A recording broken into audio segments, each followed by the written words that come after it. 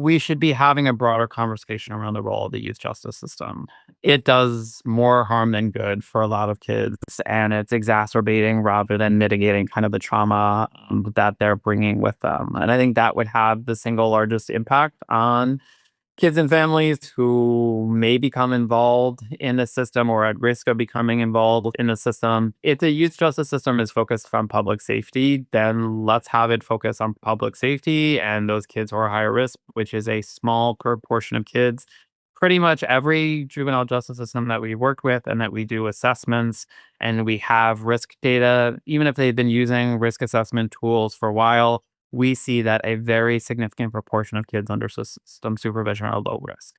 30, 40, 50%, even more, despite the research really clearly showing those kids are better off not being involved in the system at all, even if they get no services. So I think the first thing we have to do is do no harm. And it's still happening too much. And we need to use the concerns around more serious crime and violence to say, let's focus the justice system on those kids. Let's make sure it has the resources and the services and interventions and the right staff and there are the providers to effectively, mitigate the risk of serious crime and violence for those kids.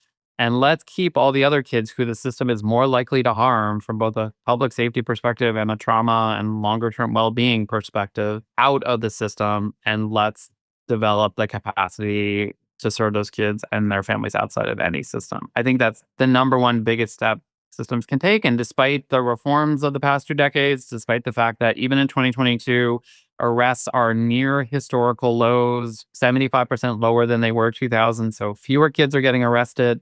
Fewer kids are getting involved in the system, but still, like a very significant proportion of those kids that do are low risk, have committed low level offenses. So we've still got a lot further in the field to go to do no harm and make sure the right kids are getting to the right place.